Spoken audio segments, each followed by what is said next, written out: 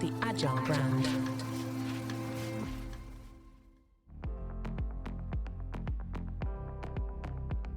Hello, everyone, and welcome to the Composable Roadmap podcast, where we explore the cutting-edge strategies and technologies that are transforming the business landscape. In this series, we're diving deep into the realities of building a composable roadmap. Whether you're a business leader, a tech enthusiast, or someone simply eager to stay ahead of the curve, this podcast is for you. We'll be featuring interviews with industry experts, digging into real-world case studies, and offering actionable insights to help you implement these strategies. So get ready to unleash your potential and navigate the complexities of today's digital world with confidence. I'm your host, Chad Solomonson, and today we have an exciting episode lined up for you. Let's go. Very excited to have Jonathan on the show today. Jonathan Corley is the Director of Experience Strategy on Sitecore's Customer Transformation team, where he leads a team of innovative value engineers and digital strategists. He advises marketers and some of the world's largest corporations, specializing in the optimization of digital experiences. Jonathan has a decade of experience as a marketing technology consultant with a sharp focus on both strategy and configuration. He draws on his consulting experience at Sitecore, where he works closely with partners and top-tier customers to deliver a shared vision for Sitecore's digital experience software to create an innovative digital experience that accelerates business success. Jonathan lives with his family in Atlanta, Georgia, and he is passionate about music and emerging technologies. Today, I am very excited to have Jonathan on the show. I've known Jonathan now for, over 7 years, and he's a master of his craft and brings a significant amount of insights to all customers that he works with and partners that he works with. So, Jonathan, I couldn't be more excited to welcome you to the show. Yeah, Chad, it's a pleasure to speak with you. So before we get going and diving into some of our favorite topics, I'd love our listeners to learn a little bit about you and your journey and professionally and some of the things that you like to do outside of technology. Sure thing. So I lead the experience strategy practice at Sitecore on the customer transformation team. And we are a group of industry experts, of value engineers, and digital experience strategists. Sitecore is a digital experience platform. We enable marketers or developers to deliver experiences for their customers across digital channels. And I started Sitecore in 2017. So I've been with the company for a while in the space, but ahead of that, I was working at a couple of system implementation partners, one based in Atlanta and another that was based in Belgium. And over the years, I've delivered, must be more than 100 transformational customer engagements. Not surprised at that number. Many of those in workshop settings. Yeah, that's amazing. But I'm based in Atlanta and passionate about music and emerging technologies. So one upcoming highlight, I'm headed down to Florida early next year for My Morning Jacket's One Big Holiday, which is a 3-day festival that the band puts on. So really looking forward to heading down there with my wife. That's fantastic. Are you also going to take in some shows in Nashville at Symposium this year? It sounds like we've got a lot of exciting plans off of Broadway there. And honestly, the couple things in Nashville, you've got the Ryman Auditorium, which is one of my favorite venues in the country. And then Grimey's, there's some great, I collect vinyl, so there's some great record shops. Oh, fantastic. So you're going to be pretty much a Disneyland for you while you're out there. Right. I might ship some records back home. Perfect. Well, I'm excited to kind of talk to you today, mainly because most of these conversations have been more horizontal in nature, talking about composable across, the enterprise in kind of more general terms.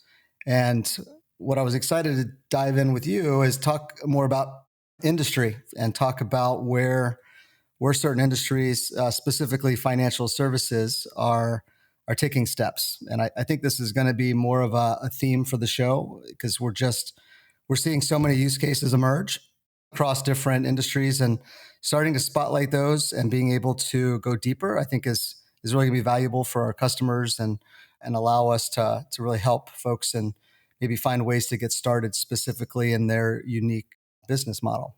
So with that, I'd love to, and I know you've been looking at financial services now for a while and have engaged with several companies in supporting their needs there. But what are some of the bigger trends that you're seeing and where business leaders are actually able to start taking real action?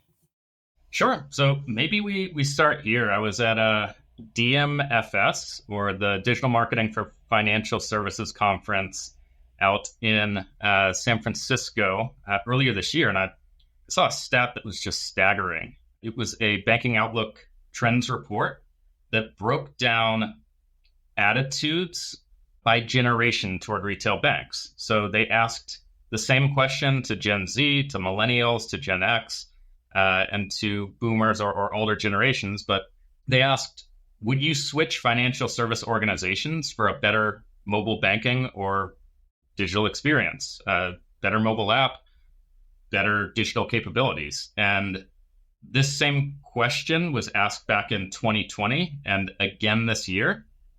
This year, Gen Z and millennials, both of them more than 70% answered that yes, they would switch banks for better digital capabilities. And the demand for digital capabilities within banking and insurance, customer expectations are just at an all-time high. That is amazing. I mean, the fact that I think banks already knew that they had to fight for share, but that type of stat is really interesting and is going to drive a lot of conversation. I thought it was, and I work a lot with teams on how to get started with their personalization strategy, or with experimentation, with A/B testing, with delivering personalization or personalized experiences across channels. And I know you brought up banking, but when I think of a really good example day-to-day of personalization, Spotify comes to mind. Mm-hmm. Chad, do you listen to Spotify or Apple Music or? So we've got the family plan with Apple Music, but I still have a little Spotify instance on my phone that I listen to as well. Nice. They have this daily drive playlist that I work remotely. I work from home, so I don't commute. This playlist, it's designed for commuters, but each morning as I open up Outlook, I fire up my inbox. I play this daily drive podcast because it's a good mix of my favorite podcasts, my favorite news sources that has information that's up to date within the half hour. Some of my all-time favorite artists or new artists that I'm discovering, and yeah, it's available on any device. I can play it from my phone, my tablet, my laptop, and on their end, the marketing, the product team, they're measuring the effectiveness and optimizing for engagement. And I think within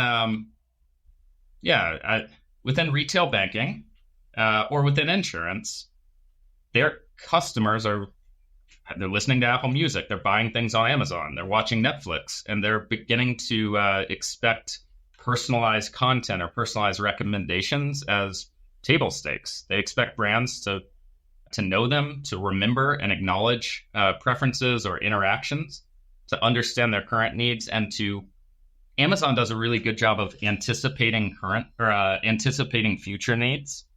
Just bought a remote controlled truck for my son, and it had an odd battery type. Amazon likely moved that battery to a fulfillment center near me before I realized I even needed to purchase it. I mean, it really is the amount of data that these companies have on us, specifically in the banking and insurance. They know all the attributes on our behavior. I wouldn't be surprised if, after this call today, this conversation, that I'll have a number of alerts about starting to think about refinancing. So, after yesterday's big news.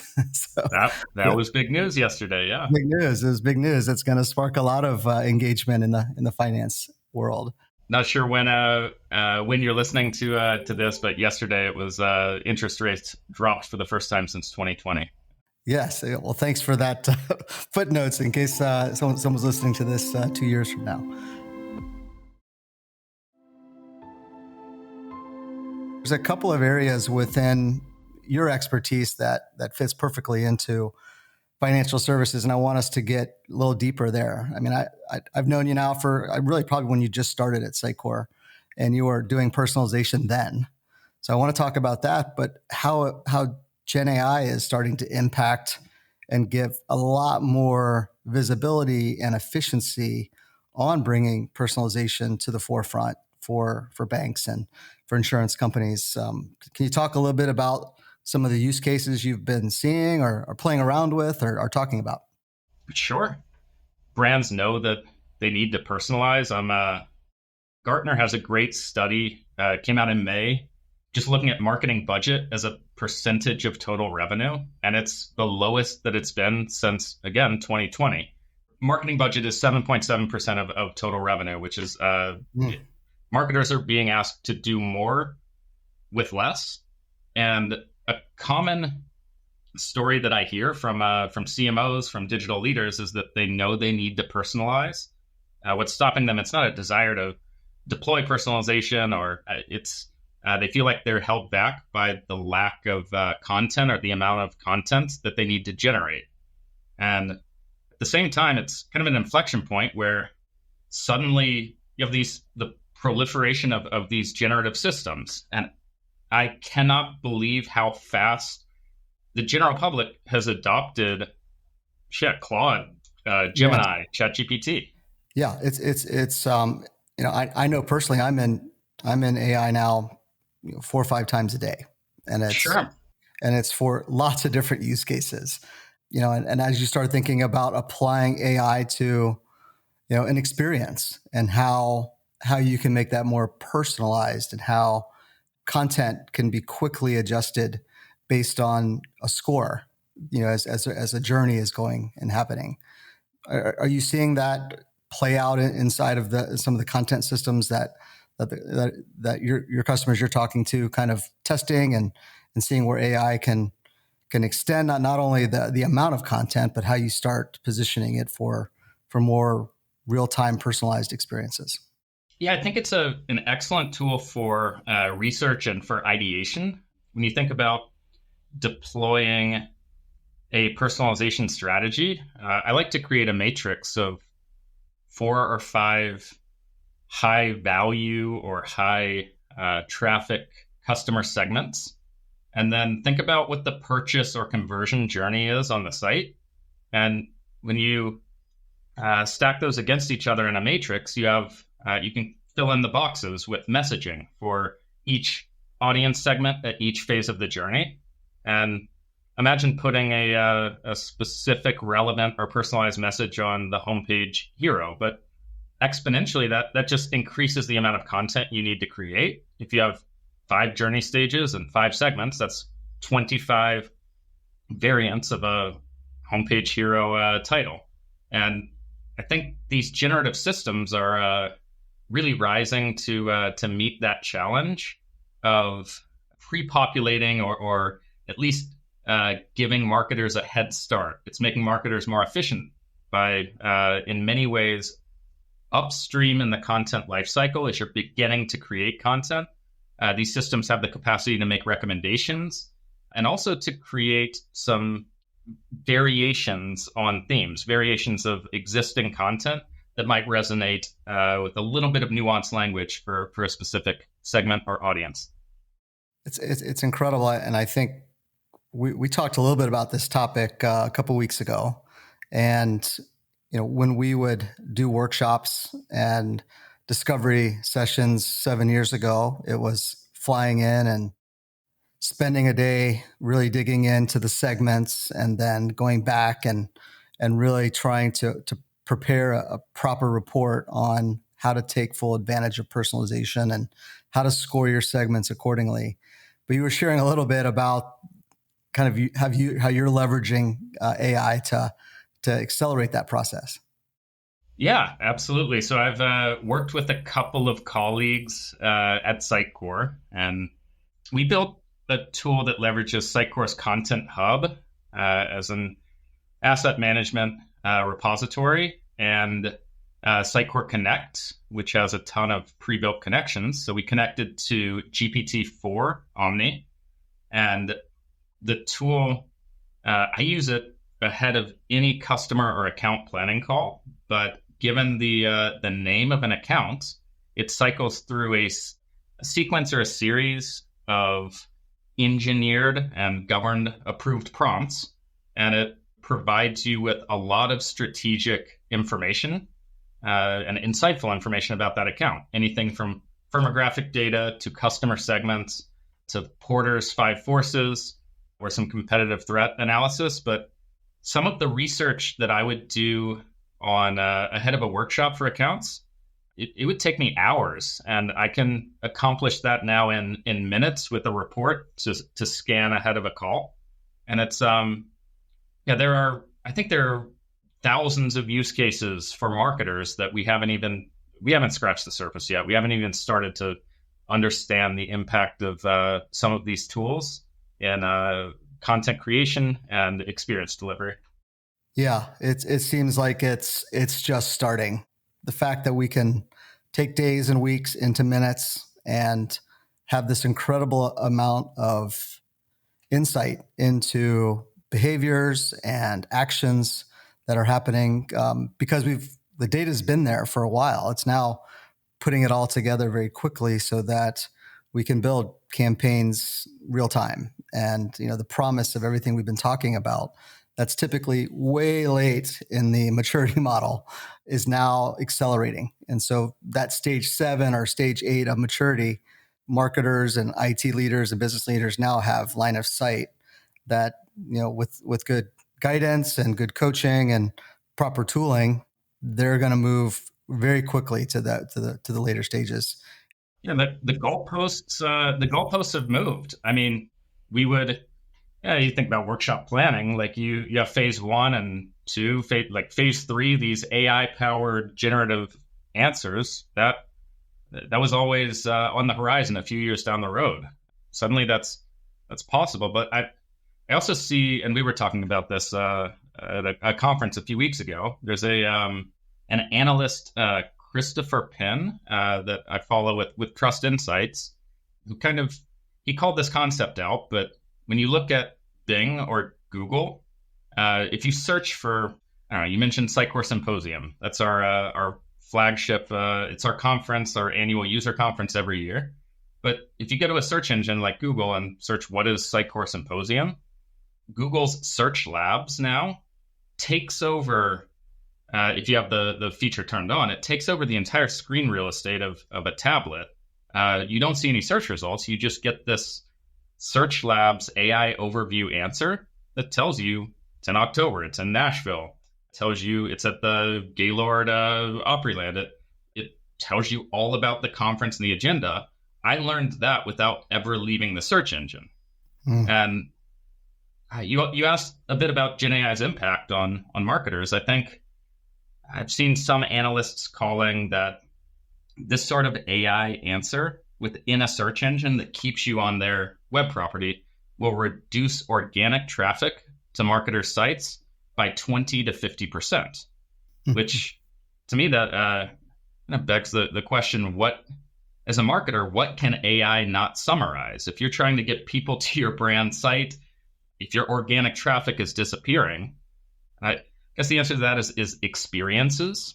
And Sitecore allows marketers, that's why I'm really passionate about this space. It allows business leads, marketers to create memorable experiences that this is becoming more important, that defy summarization.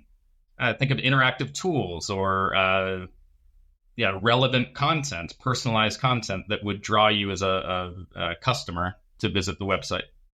Yeah, it truly is unbelievable where all this is going. And, I think as table stakes, every company has to make it very easy, very fast to consume the type of action and the type of information that their customers want. And there's delight in that, in being able to quickly make a decision. And if it's, comparing interest rates compared to what, your credit score is, to being able to quickly understand a program and not have to read 5 pages of material to get to what they're really trying to accomplish. So to me, I just, that summarization, there's a lot of opportunity for delight there. There is, and I think you'll see the decrease of junk food marketing, of high frequency, low effort content marketing. You'll see less and less of marketing leaders asking, I need 50 knowledge base articles or 50 blogs published on the site next quarter. Because in many ways, these systems can index a lot of knowledge base articles and deliver that information. Instead, you'll see the rise of really high effort or low frequency thought leadership pieces or interactive tools, as you mentioned. Yeah, I mean, I certainly in B2C, being able to quickly do that, and then B2B for sure has an amazing opportunity. And I keep going to this rise of AI search, within your company, within any company, and making your websites much more interesting with AI search as a major component, so that you can give that type of summary experience if someone wants to know why you're good, or what product or what offer you have in the market, and quickly get to a path that allows them to take that next step. And I think AI search is going to have an amazing rise in our space here soon. Ton of opportunity there. Yeah. Yes.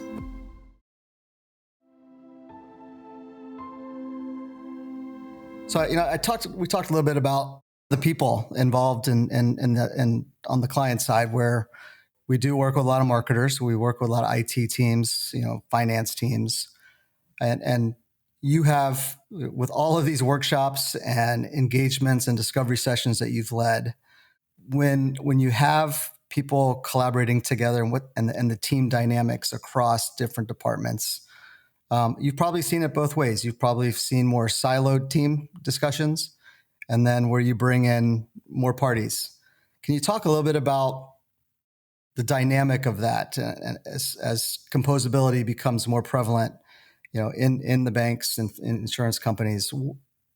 The team dynamic is really getting a lot more discussion here, with composability being so important, and who kind of takes ownership and leadership.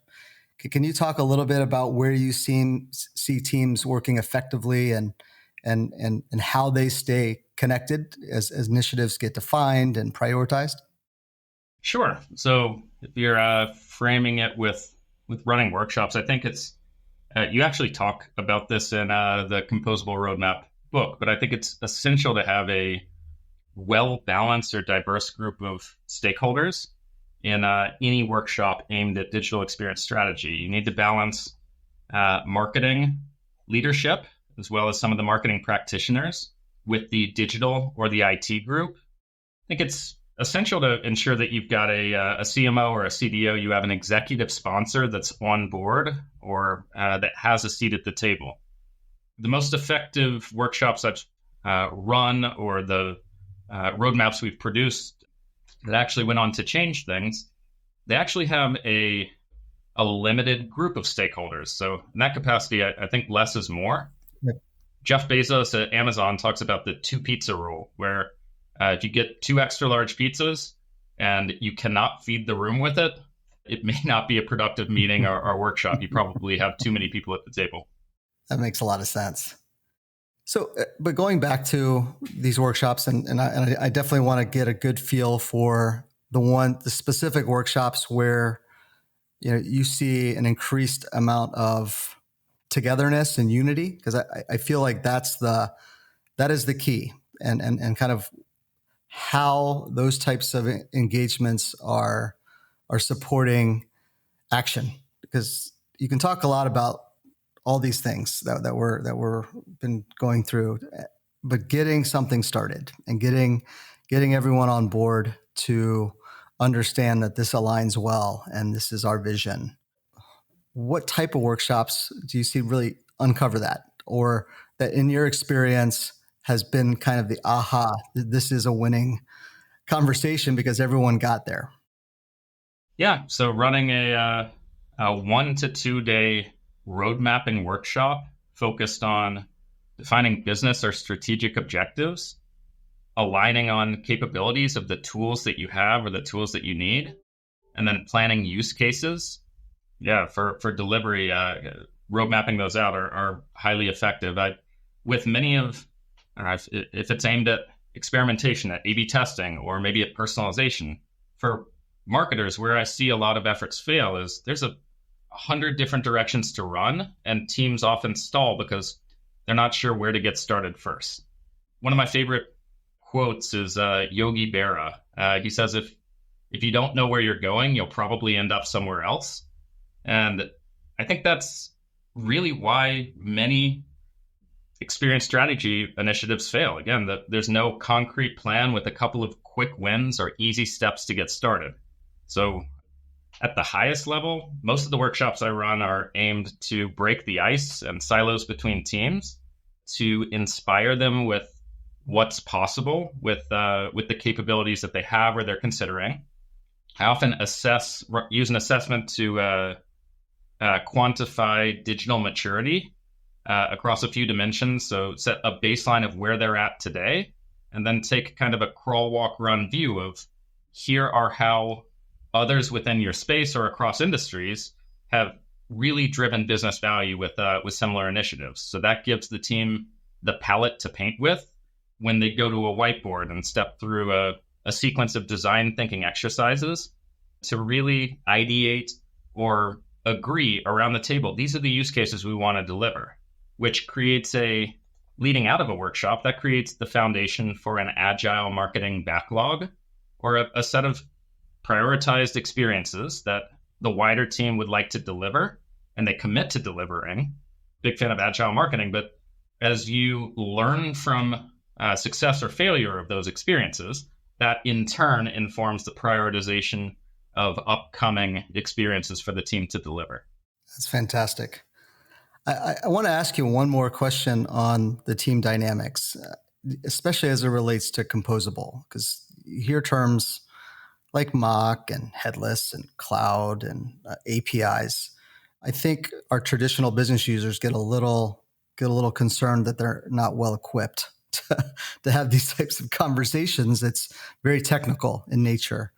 Are you seeing the IT leaders step in more now when composability becomes a bigger topic and take some more leadership there? Or are they still an active participant but really need the business to drive? There's a balance there. So I see IT leadership involved in the purchasing process and establishing the foundation for the correct composable pieces of the MarTech stack.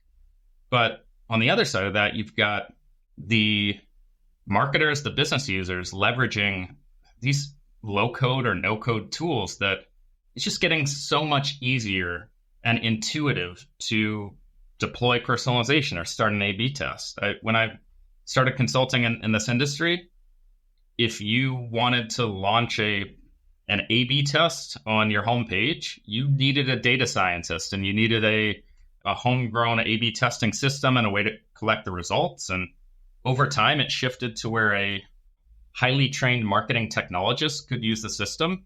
I mean, the democratization of technology or these really intuitive systems have enabled business users or marketers to activate or deploy these, to set these scenarios up and publish them on the site, which as that becomes easier, you also see IT and the technical folks, there's an absolute necessity to put guardrails in place. Mm-hmm. It's easy enough for an intern to personalize the homepage. You need to ensure that the right workflow and governance is in place for the correct approval process to make sure that that's the content that you actually want on your site. Yeah, perfect. Thank you. All right, so last question, and I ask everyone on the show, because we talk to a lot of leaders in the business, a lot of seasoned professionals that have been navigating digital experiences and various technologies over the years. And this industry is fast, and it's fast moving, and it's intense at times. How do you stay on top of your game? I mean, you're a proven leader and you're award winning, and what are some of the techniques that you use to stay grounded, to stay balanced? Are there some tips and tricks you use that you could share with our listeners? Sure. I mean, longer term, one of the most influential books that I've read is Daniel Kahneman's Thinking Fast and Slow. It's just behavioral economics. It's all about human decision making. And as marketers, ultimately, you're driving people to convert or changing hearts and minds, changing brand awareness.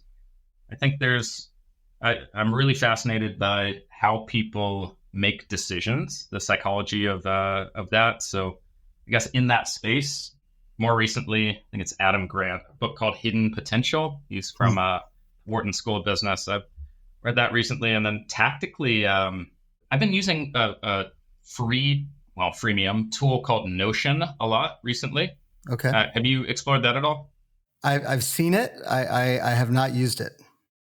I'm not a developer, but with basic markup or just text, kind of like editing Confluence or something, you can create pages and also tie together relational databases. So I use Notion as I'm going about day-to-day life, if I see a post on LinkedIn or a television commercial, or maybe it's a quote in a book that I snap a picture of, I'll bookmark that and save it to Notion, tag it with metadata, and then 6 months later, maybe I return to that specific tag and I've got dozens of bookmarked items to help me formulate thoughts around that. And I'm investing a lot into that sort of workflow because I think generative AI will help stitch some of those thought fragments together in the near future. Oh, that's amazing. Amazing. Well, Jonathan, I was excited about this conversation. I knew it was going to be a great show, and I really felt like this is going to bring a lot of value to our users and listeners. So thank you so much for the time today, and I look forward to seeing you in Nashville. Of course, Chad. I can't wait to hang out. Thanks again for having me on and for the opportunity to speak here. Awesome. Thanks, Jonathan. Thanks again for listening to the Composable Roadmap. If you enjoyed the show, please take a minute to subscribe to the podcast. You can also access more episodes of the show and helpful resources at thecomposableroadmap.com. I also want to give a big thank you to the production crew at The Missing Link for helping put together a fantastic experience for our listeners. Until next time, walk gently and lead boldly.